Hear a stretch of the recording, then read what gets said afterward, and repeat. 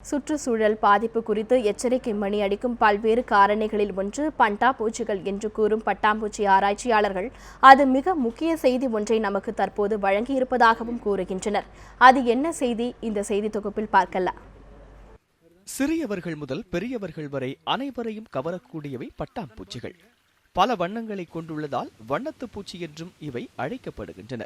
காடுகளிலும் வேறு பல இடங்களிலும் தானாக வளர்ந்து பூத்து குலுங்கும் தாவரங்களுக்கு ஆதாரமாக இருப்பவை இந்த பட்டாம்பூச்சிகள் என்கின்றனர் பட்டாம்பூச்சி ஆராய்ச்சியாளர்கள். இந்த பட்டாம்பூச்சிகள் தாவரங்களுடைய வாழ்க்கைக்கு, அதனுடைய உற்பத்திக்கு, அதனுடைய இனப்பெருக்கத்துக்கு மிக மிக முக்கியம். ஒரு பூவிலேருந்து மகரந்த சேர்த்து இன்னொரு பூவில் சென்றடைந்து இந்த தாவரங்கள் உற்பத்தி ஆகிறது. இந்த பட்டாம்பூச்சிகள் இயற்கை சூழலினுடைய ஒரு சரியான இருக்கும் பட்சத்தில் பட்டாம்பூச்சிகள் நிறைய இருக்கும். ஒரு இடத்துல பட்டாம்பூச்சிகள் நிறைய இருக்கிறத பார்க்கும்பொழுது இயற்கை சூழல் சரியாகவும் அந்த இடம் சரியாக இருக்கின்றோம் நம்ம எடுத்துக்கலாம். பருவ சூழலுக்கு ஏற்றாற்போல் பட்டாம்பூச்சிகள் ஆண்டுக்கு இருமுறை ஓரிடத்தில் இருந்து வேறொரு இடத்திற்கு இடம்பெயரக்கூடியவை என கூறும் பட்டாம்பூச்சி ஆராய்ச்சியாளர்கள் தற்போது கிழக்கு தொடர்ச்சி மலைப்பகுதிகளில் இருந்து மேற்கு தொடர்ச்சி மலைப்பகுதிக்கு பட்டாம்பூச்சிகள் இடம்பெயர்ந்திருக்க வேண்டும் என்கின்றனர். ஆனால் இதுவரை அவை இடம்பெயரவில்லை என்றும் அவர்கள் கூறுகிறார்கள். இது பட்டர்ஃப்ளைக்கு நல்ல ஒரு சூப்பரான பிளேஸாக இருக்குது.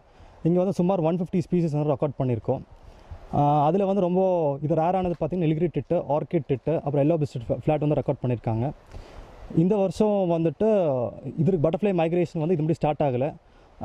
அது ஏன்னா மழை தள்ளி போயிடுச்சு. அதுவும் இல்லாமல் காலநிலை மாற்றங்கள் மாறி போயிடுச்சு. அதனால் இது முடியும் பட்டர்ஃப்ளை மைக்ரேஷன் இது மாதிரி ரெக்கார்ட் பண்ணலை.